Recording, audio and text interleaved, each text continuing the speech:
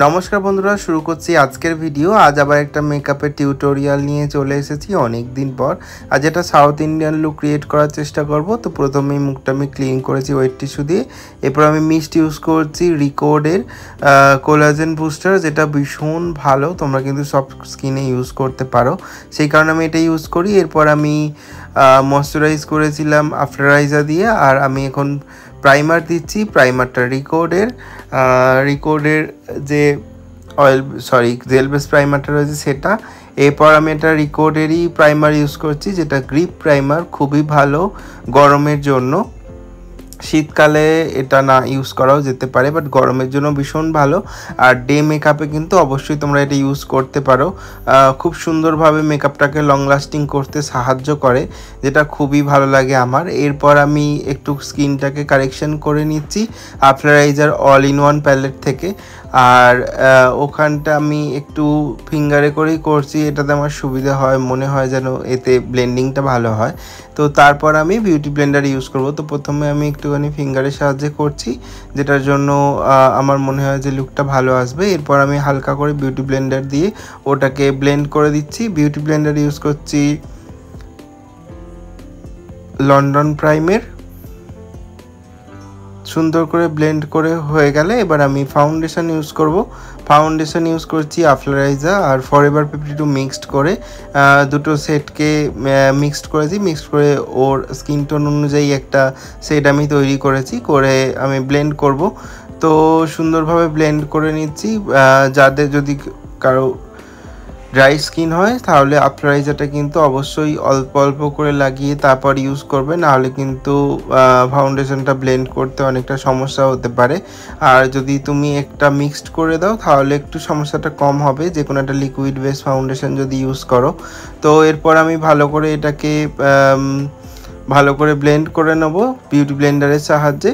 এরপর আমি একটা মিস্ট ইউজ করছি, যেটা আফটারাইজারই হাইড্রেটিং মিস্ট, যাতে স্কিনটা বেশি ড্রাই না লাগে। তো এটা দিলে খুব ভালোভাবে স্কিনটা অ্যাবজর্ব হয়ে যায়। এরপর আমি একটা লাইট কনসিলার ইউজ করছি, এটাও আমি আফটারাইজারই অল ইন ওয়ান প্যালেট থেকে নিয়েছি। এরপর আমি পাউডার পাপ করছি। পাউডারটা হচ্ছে গিয়ে রিকোডের, যেটা শেড হচ্ছে গিয়ে ব্যানানা।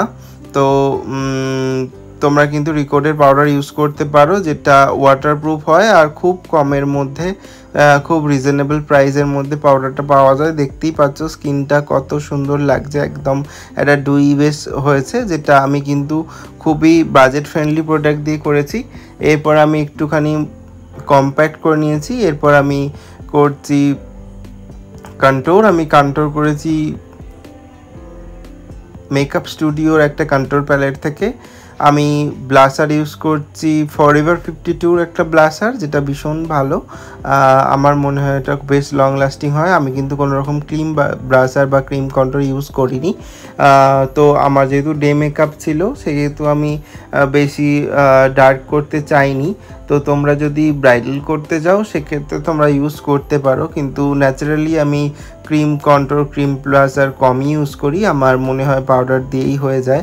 আমি খুব সাটেল লুক ক্রিয়েট করার চেষ্টা করি, সেই কারণেই। তো আমি এবার আইয়ের বেসটা করে নিচ্ছি। আমি একটা খুব সাটেল আই মেকআপ করব সেটার জন্য। তো আমি প্রথমে একটা রেডিশ ব্রাউন কালার নিয়ে ক্রিস লাইনটা করে নিচ্ছি। এরপর আমি ইউজ করব একটু ডার্ক কালার, মানে ডার্ক ব্রাউন কালার দিয়ে আমি ক্রিজটাকে একটুখানি ইনহ্যান্স করব, মানে যাতে ক্রিজটা খুব ভালোভাবে বোঝা যায়।